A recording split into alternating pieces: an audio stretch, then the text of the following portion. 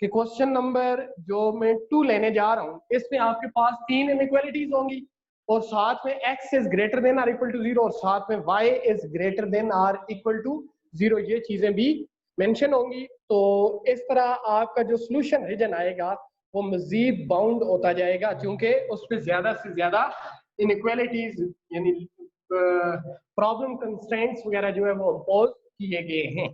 तो आपके पास जो क्वेश्चन नंबर 2 है बेटा, इसमें कह रहा है ग्राफ द फिजिबल रीजन। देख लें फिर क्वेश्चन की स्टेटमेंट वही है, graph the feasible region of the following system, of the following system of linear inequalities, following system of linear inequalities and find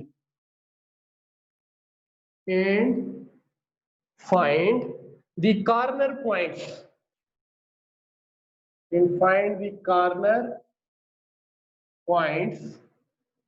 in each case। और हर case में आपने corner points भी फाइंड आउट करने। तो अब मेरे ख्याल में यहाँ पे बच्चों में ले लेता हूँ क्वेश्चन नंबर 2 का 6 पार्ट है, 6 के 6 पार्ट एक ही तरह से। तो आइए हम लोग ले लेते हैं question number 2 part number 6, last part इस एक्सरसाइज। तो बाकी पार्ट्स आप लोगों ने यूं ही ट्राई करने हैं, अगर किसी को किसी जगह पे कोई मसला होगा तो कल आप लोग पूछ लेंगे। क्लियर? तो question number 6, that is 2x plus y is less than or equal to 20. Second one, that is 8x plus 15y, that is less than or equal to 120. Next, that is x plus y is less than or equal to 11 and x is greater than or equal to 0 और साथ में y is greater than or equal to 0। अब यहाँ पे आप लोग देख लें बेटा कि 3 इनइक्वालिटीज हमारे पास मौजूद है, 1, 2 and 3, और ये जो आपके पास नॉन नेगेटिव कंस्ट्रेंट्स है ये भी मौजूद है। तो हमने करना ये है कि ये जो 3 इनइक्वालिटीज है यानी इनइक्वालिटी नंबर 1, नेक्स्ट 2 एंड 3, इनके करस्पॉन्डिंग इक्वेशंस को लिखना है। वही सारा प्रोसेस है, वहां पे सिस्टम में 2 इक्वेशंस थी, इनइक्वालिटीज थी, यहाँ पे क्या है 3 है।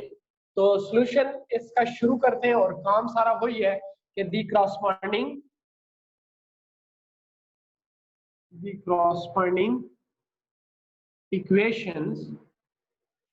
इक्वेशन से मुराद यहाँ पे graphically these are straight line, the corresponding equations to 1, 2 and 3 are 1, 2 और 3 के करस्पॉन्डिंग जो इक्वेशन है दीज आर, इसके जो करस्पॉन्डिंग इक्वेशन होगी that is 2x plus y is equal to 20, that is say 4। next 8x plus 15y, that is equal to 120, that is 5। next x plus y is equal to 11 and this is your equation number 6। Okay बच्चों, तो ये जिन straight lines को represent करेंगी उन straight line का graph लेने के लिए हमें करना ये होगा कि इन्हें x टू इंटरसेप्ट फॉर्म में कन्वर्ट करेंगे। तो आप यहाँ पे डिवाइड करें, नेक्स्ट लिखें डिवाइडिंग इक्वेशन 4 बाय 20। तो इक्वेशन 4 को आप थ्रू आउट 20 के साथ डिवाइड कर दें। तो जब इसको 20 के साथ डिवाइड करेंगे तो ये होगा 2x divided by 20, this gives us x by 10। Okay बेटा, फिर प्लस y बाय यहाँ पे एग्जैक्टली क्या आ जाएगा 20 और इक्वल टू 1। नजर आ रही है? अच्छा, तो अब ये जो आपके पास फॉर्म है बेटा, ये इक्वेशन 1 की कौन सी फॉर्म हुई? टू इंटरसेप्ट फॉर्म, और इस टू इंटरसेप्ट फॉर्म से आपको दोनों पॉइंट्स मिल जाएंगे। तो अब जो पॉइंट ए होगा हमारे पास, इसके कोऑर्डिनेट्स क्या हैं 10 and 0, और next point B whose coordinates are 0 and 20। तो ये हमारे पास 2 पॉइंट्स आ गए करस्पॉन्डिंग टू इक्वेशन 4 इक्वेशन 4 जो उसका ग्राफ ड्रा करने के लिए 2 इंटरसेप्ट फॉर्म और उसकी मदद से ये दोनों पॉइंट्स। तो अब नेक्स्ट हम लोग चलते हैं बच्चों इक्वेशन 5 की तरफ और इसको हम लोग डिवाइड करेंगे किसके साथ 120 के साथ। तो नेक्स्ट लिखे डिवाइडिंग इक्वेशन 5 बाय 120। तो इसको 120 के साथ डिवाइड करते हैं तो ये मेरे ख्याल में 8x डिवाइडेड बाय 120 इसको अगर हम लोग 4 के साथ ले जाए बल्कि इसको अभी मैं लिख लेता हूँ बाद में कैंसिल आउट कर लेंगे।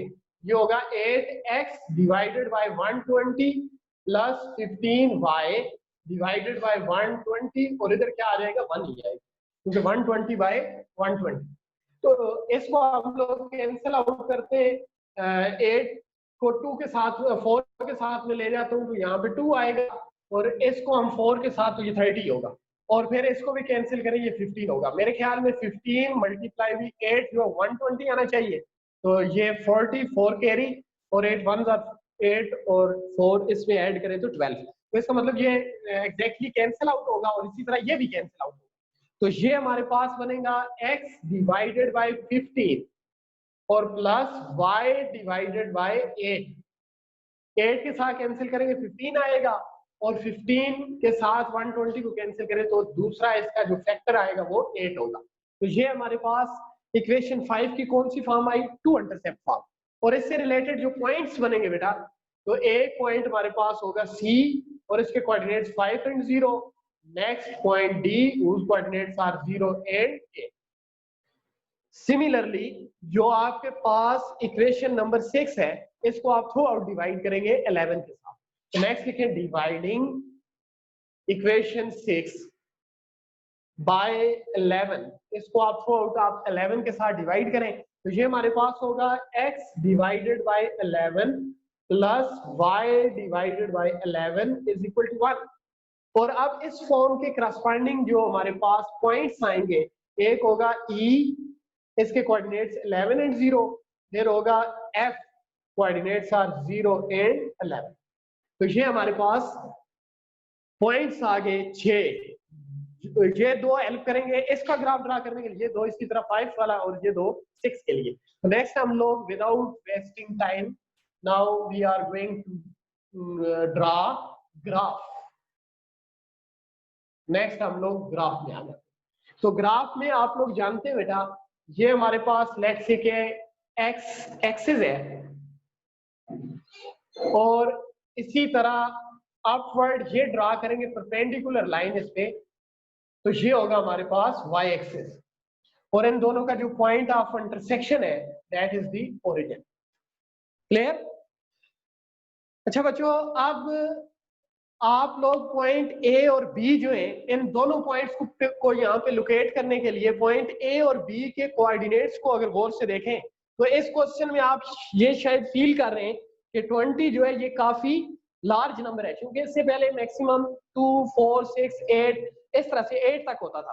तो इसमें अब आपके पास चूंकि जगह थोड़ी सी कम होती है तो इसलिए आप स्केल को थोड़ा कम कर लेंगे मतलब इसमें ज्यादा लेंथ जो है ना उसमें आप कम लेंथ में ज्यादा यूनिट को शो करेंगे।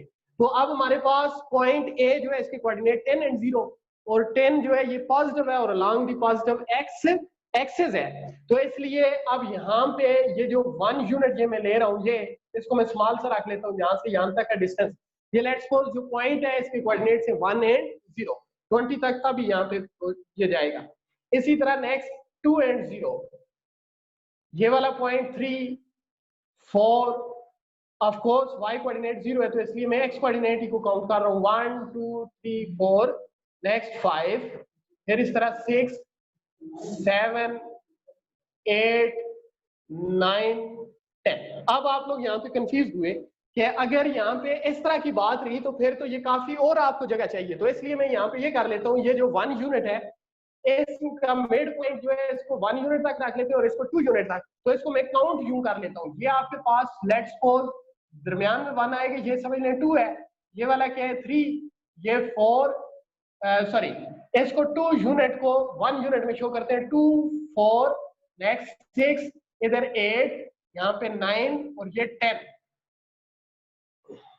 सॉरी बेटा, यहाँ पे 2 यूनिट 1 यूनिट के लिए यूज करते हुए इवन नंबर को लिखा जाएगा। तो यहाँ पे 2 4 6 8 और नेक्स्ट यहाँ पे 10, इधर आप लोग रखेंगे 12, नेक्स्ट देयर इज 14, इसी तरह से ये वाला जो है दैट इज 16, ये आपके पास आ जाएगा 18 और ये वाला 20।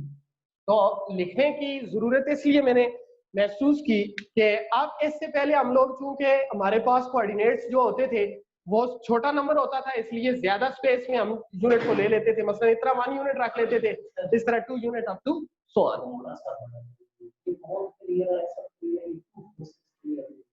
2 4 6 लिखने की वैसे जरूरत नहीं, बच्चों को बता रहा था ना कि चूंकि यहाँ पे कोऑर्डिनेट्स काफी बड़े तो इसलिए मैंने स्पेस कम थी, तो इसलिए 1 यूनिट के अंदर 2 यूनिट को शो किया एज अ स्केल, जो स्केल आप लोग स्केलिंग के तौर पे।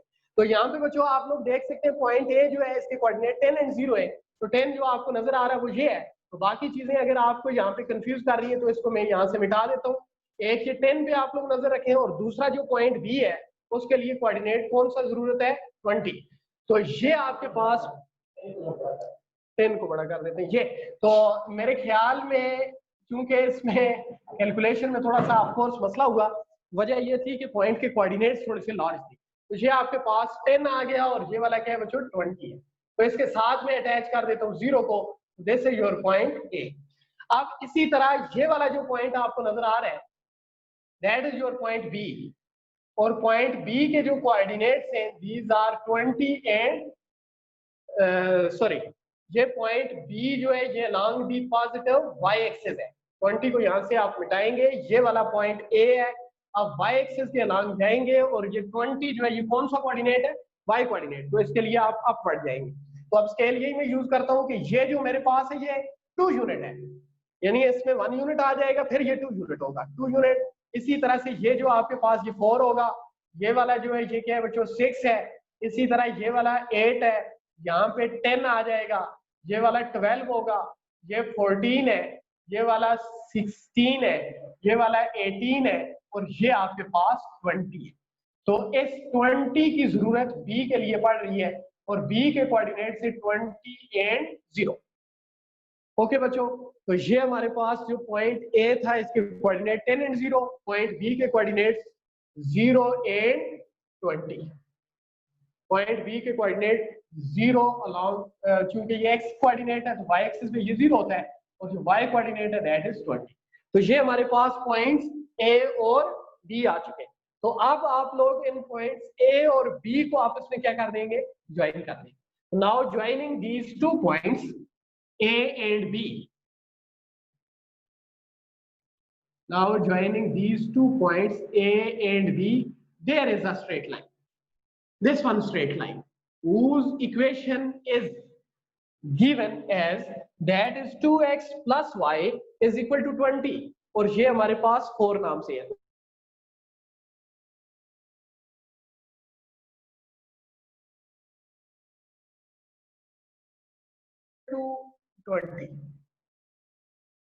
ओके बेटा, तो ये 2x plus Y is equal to 20 जो है ये उसका ग्राफ आ गया एज अ स्ट्रेट लाइन। तो अब 5 जो है इसको देखने के लिए आप पॉइंट सी और डी को ले लें। तो पॉइंट सी चूंकि अलोंग दी एक्स एक्सिस और 15 यूनिट तक है, तो आप कीप इन माइंड कि ये हमारे पास 10 था यहाँ तक, ये वाला 12 है, इसी तरह ये वाला जो है बेटा ये क्या है 14 और ये वाला 16। तो इसका मतलब ये हुआ 12, 14 और 16, इसका जो मिड पॉइंट होगा, ये कैलकुलेशन में थोड़ा सा आप बारीक बीनी के साथ काम लेंगे, ये जो 2 पॉइंट्स है ये 14 है, ये वाला क्या है 16 और ये वाला जो हमारे पास आएगा दैट इज 15। इसको जरा क्लियर कर दें यहाँ से बच्चों को हम बता दूं ताकि ये वाला जो पॉइंट जिसपे हमने वर्टिकल ये स्ट्रोक भी मैंने डाला है कि ये जो पॉइंट होगा इसके कोऑर्डिनेट्स होंगे 15 एंड 0 और ये पॉइंट किस नाम से बेटा that is point C with coordinate 15 and 0। फिर देख लें यहाँ तक 10 था, आगे क्या है 12, इधर 14, इससे आगे क्या है बच्चों 16। तो इसका मिड पॉइंट जो होगा इसमें 15 यूनिट होगा। ये इवन ऑड नंबर है, ये 2 इवन का एज अ मिड पॉइंट है 16 का। तो अब ये जो पॉइंट सी है बेटा इसके करस्पॉन्डिंग जो दूसरा पॉइंट है दैट इज डी और ये along the positive Y axis 8 unit तक। तो यहाँ पे आपके पास है 2 यूनिट, ये 4, ये 6, इस तरह से ये वाला जो है 8, 2 4 6 8, ये तो ये जो पॉइंट हमारे पास that is D, point D, और इसके कोऑर्डिनेट्स क्या है बच्चों 0 एंड 8। तो now joining the points C and D, तो अब आप लोग पॉइंट सी और डी को ज्वाइन कर दें। पॉइंट सी और डी को आप लोगों ने जब ज्वाइन किया तो ये जो स्ट्रेट लाइन हमारे सामने आ रही है बच्चों, तो इसकी जो इक्वेशन है उसको भी इसके साथ में अटैच कर देता हूँ। तो इसके करस्पॉन्डिंग जो इक्वेशन है हमारे पास वो है 5 नाम से, और इक्वेशन क्या है 8x plus 15y is equal to 120। ये इस स्ट्रेट लाइन इक्वेशन का ग्राफ है जो कि एक स्ट्रेट लाइन है।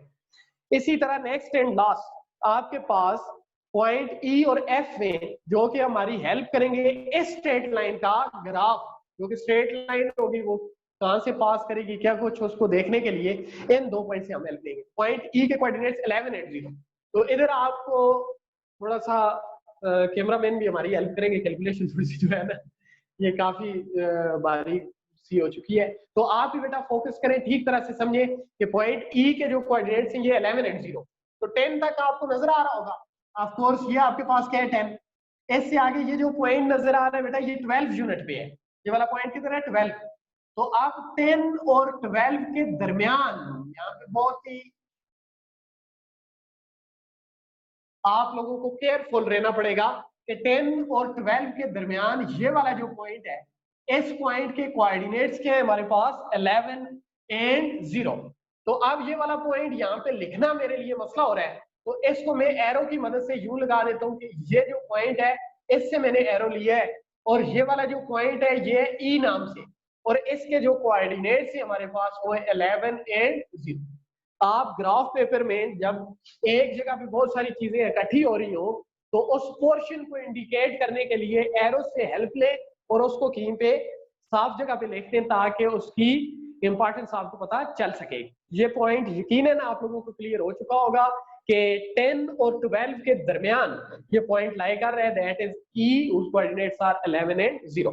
तो नेक्स्ट पॉइंट एफ, तो पॉइंट एफ चूंकि along the positive Y axis है और 11 unit away from X axis है, यानी एक्स एक्सिस से अबव आप जाएंगे along the Y axis 11 unit तक, तो 8 यूनिट तक हमने काउंट किया हुआ है। नेक्स्ट हम लोग जाएं तो ये हमारे पास क्या है बच्चों दैट इज 10, क्योंकि हम जंप कर रहे हैं 2 यूनिट आगे जा रहे हैं, ये कहां तक 8 तक, और ये वाला जो पॉइंट है ये 10 है और ये वाला पॉइंट 12 है। तो अब आप यकीनन समझ चुके हैं कि 11 के लिए आपको इन 2 पॉइंट्स के दरमियान रहना पड़ेगा, ये 10 और ये वाला 12, इसका जो मिड पॉइंट होगा दैट इज 11। तो ये आपके पास जो पॉइंट है ये क्या है बच्चों एफ। तो अगर आपको यहाँ पे समझ आए तो ठीक, वरना ई की तरह इसको भी मैं एरो की मदद से यहाँ पे रख देता हूँ, that is your point F whose coordinates are 0 8 11।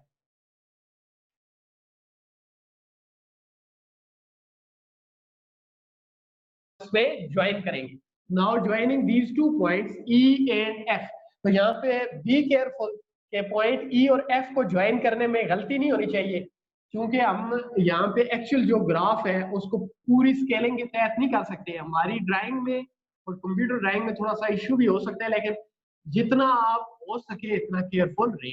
तो इसको ड्रा करते वक्त अगर मेरे पास स्केल यहाँ पे लेने की इजाजत होती तो मैं स्केल को इसको और इसको यहाँ पे रखता और लाइन को ड्रा कर लेता। तो यहाँ पे चूंकि बड़ा सिचुएशन कॉम्प्लेक्स ही हो रही है, तो इसलिए थोड़ा केयरफुल तरीके से मैं ड्रा कर रहा हूँ। आई होप आपके लिए ये वाली चीज जो है विजिबल होगी ठीक तरह से। तो ये जो स्ट्रेट लाइन अब आपको नजर आ रही है बेटा, इसके करस्पॉन्डिंग जो इक्वेशन है that is X plus Y is equal to 10। Sir का बहुत बहुत शुक्रिया कि उन्होंने बड़ा फोकस किया इस ग्राफ पे और मेरी हेल्प की कि उन्होंने ये सारी चीजें आप तक पहुंचाने में। तो सर आपका भी बहुत बहुत शुक्रिया जी। और बच्चों आप लोगों ने जो है ना मेरे ख्याल में ठीक तरह से ये देख लिया होगा। अब आपको यहाँ पे एक चीज मैं क्लियर कर दूं कि ये एक छोटी सी ट्राइंगल बन रही है, यहाँ पे ये आपको नजर आ रही होगी एक ये ट्राइंगल ब्लैंक जगह जो है, इसमें एक स्ट्रेट लाइन ये जा रही है, दूसरी स्ट्रेट लाइन ये है और एक ये। तो ये रीजन आपको छोटा सा जो है ना ये भी नजर आ रहा होगा, इस इधर भी और इधर भी है। तो अब हमने देखना है कि इधर अब देखें जितनी ज्यादा आपके पास नंबर ऑफ इनइक्वालिटीज ज्यादा होंगी इतना ही आपका ग्राफ थोड़ा सा क्या हो जाता है, कॉम्प्लेक्स होता जाता है।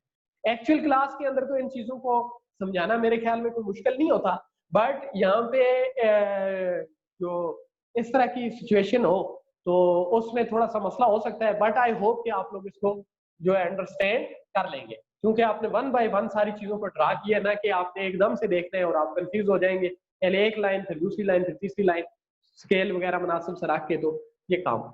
अच्छा बच्चों, अब आप लोगों ने ये देखना है कि ये जो इनइक्वालिटीज है इनके लिए टेस्टिंग पॉइंट लेना है और फिर आपने देखना है कि रीजन काम पे लाई करेगा।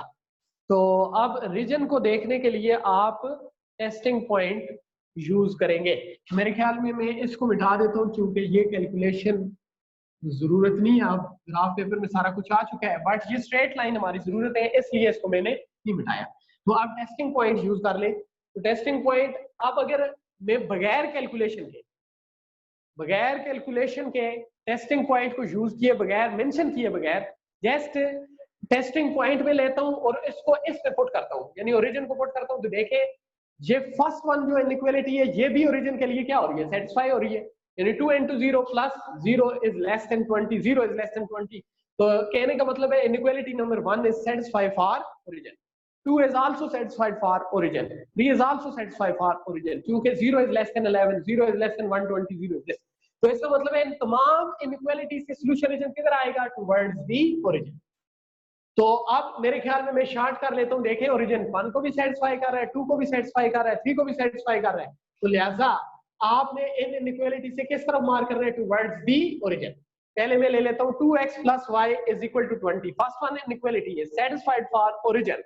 सो इस इनइक्वालिटी से किधर आपने शेड करना है, टुवर्ड्स दी ओरिजिन। तो ये देख लें, ये एरो डाला। अब आपने एहतियात के साथ जो ये स्ट्रेट लाइन जा रही है उसी पे एरो डालना है। तो इधर आप लोग आ जाए इससे टुवर्ड्स दी ओरिजिन, इस तरह यहाँ से towards the origin. I hope आप लोग समझ चुके हैं कि ये स्ट्रेट लाइन शो कर रही है कि जो सॉल्यूशन रीजन आएगा वो टुवर्ड्स दी ओरिजिन। अब इसी तरह से नेक्स्ट बी सेटिस्फाई है फॉर ओरिजिन, तो इसके करस्पॉन्डिंग जो इक्वेशन है आपके पास वो है 8x + 15। तो ये आपको बी इंडिकेट कर रहा है towards the origin, towards the origin, towards the origin. इसी तरह यहाँ पे आप लोग आ जाए तो that is towards the origin. तो ये जो स्ट्रेट लाइन है बेटा ये भी आपको शो कर रही है कि solution region is towards the origin. इसी तरह थर्ड वन जो है ये भी आपको बता रही है कि solution region is towards the origin. Okay बच्चों, ये आ रही। तो अब अगर आप लोग गौर करें तो यहां से लेट्स सपोज ये जो स्ट्रेट लाइन है, इस स्ट्रेट लाइन और इससे नीचे सारा मैं शेड कर देता हूँ with the help of yellow colour. ये सारा आप इमेजिन करें, ये सारे का सारा क्या है, येलो कलर है। इसी तरह ये वाली जो स्ट्रेट लाइन है इससे नीचे लेट से आप ब्लू कलर कर दें। तो अब आप लोग देखें बेटा इस रीजन के अंदर सिर्फ येलो कलर आया, जबकि इस लाइन से नीचे अब आपके पास 2 कलर आ गए इस पे। इसी तरह इस रीजन में 2 कलर, येलो एंड ब्लू। अब आप इस स्ट्रेट लाइन से हेल्प लें और इससे नीचे आप पिंक कलर कर दें। तो मेरे ख्याल में ये वाला जो पोर्शन आप देख रहे हैं इसमें येलो एंड ब्लू, क्योंकि पिंक आपने इससे नीचे किया है, तो अब तीनों कलर्स को अगर आप देखें तो इस रीजन के अंदर यानी इस लाइन, ये वाली लाइन, ये बाउंड्री लाइन, इस बाउंड्री लाइन पे तीनों कलर हैं, ये वाली बाउंड्री लाइन, इसी तरह से ये कौन कौन से, yellow, blue and pink.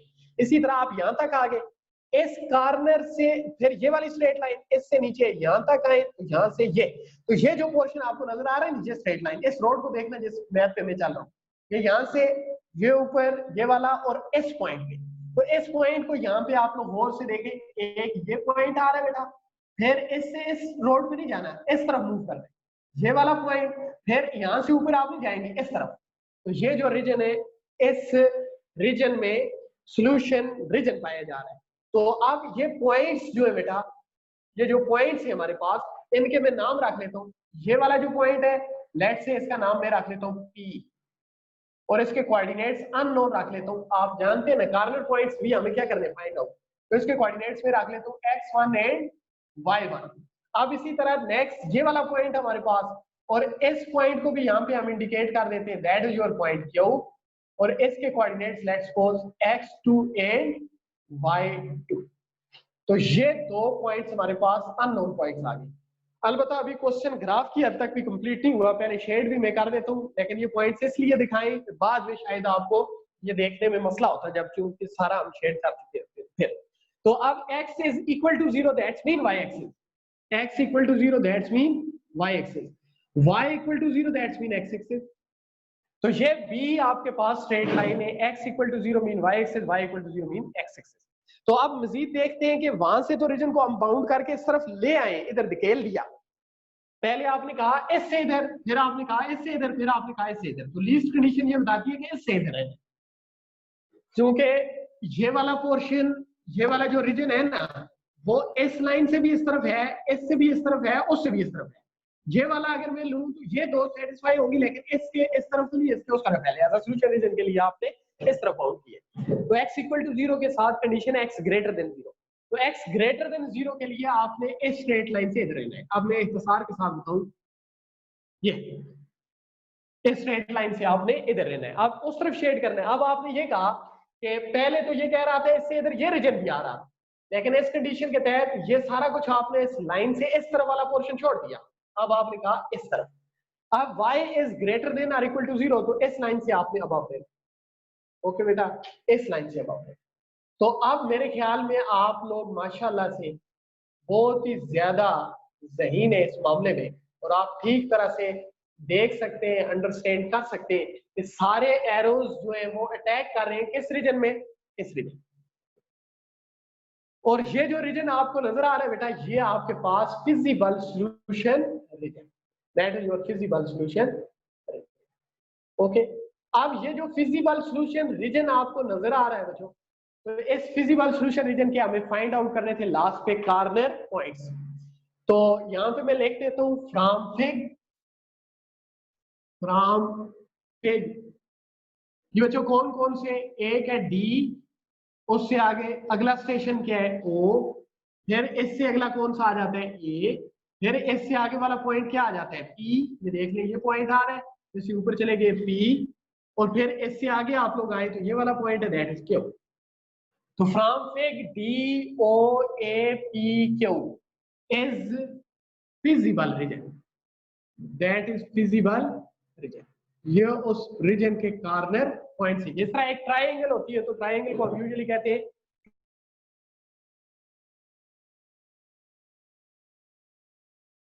P और साथ में क्यू।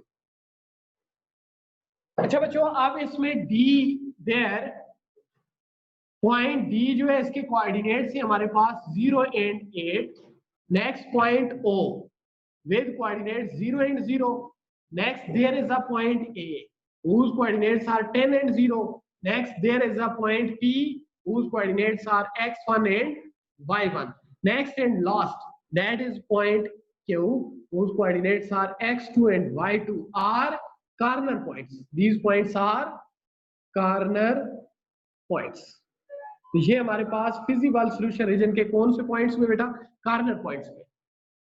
अब यहाँ पे आप लोग ये देख सकते हैं कि इन पॉइंट्स में डी ओ ए, ये 3 पॉइंट्स जो है ये नाउन है, जबकि ये 2 अननोन पॉइंट्स है पी और क्यू। इनकी लोकेशन तो पता है आपको, लेकिन इनके लिए कोऑर्डिनेट्स अभी तक आपने फाइंड आउट नहीं कर सके। तो अब आप यहाँ पे देखें कि as point P with coordinates x1 and y1 is point of intersection, that is point of intersection. जी बच्चों, पॉइंट P किस किस का पॉइंट ऑफ इंटरसेक्शन है, that's point of intersection of equations. अब आपको गौर से देखना पड़ेगा कि ये जो पॉइंट P है हमारे पास, ये किन दो स्ट्रेट लाइन का पॉइंट ऑफ इंटरसेक्शन है। तो उसके साथ मैंने इक्वेशन को तो लेबल किया हुआ है, साथ में उसके नाम रखने पड़ेंगे। मसलन ये जो 20 वाली है बेटा, इसका यहाँ पे हमने नाम इक्वेशन का क्या रखा हुआ है 4, तो इसके साथ में अटैच कर देता हूँ, दैट इज 4। इसी तरह नेक्स्ट इस पे आ जाए, तो इस पे ये आप लोग ये तो ये 10 वाली है, ये हमारे पास कौन सी आएगी, x plus Y is equal to 10। तो 10 वाली जो है दैट इज 6। तो इसको आप लोग यहाँ पे रखें तो ये आपके पास इक्वेशन नंबर 6 आ जाएगी। इसी तरह यहाँ से अगर 4 रखा, आप कंफ्यूज ना हो, तो ये स्ट्रेट लाइन ये जा रही है तो इधर भी मैं 4 रख लेता हूँ। इसी तरह ये वाली जो है ना 6, ये ताकि पॉइंट ऑफ इंटरसेक्शन का ठीक तरह से अंदाजा हो सके। और ये 120 वाली जो है दैट्स 5, तो 5 आप इधर भी रख लें।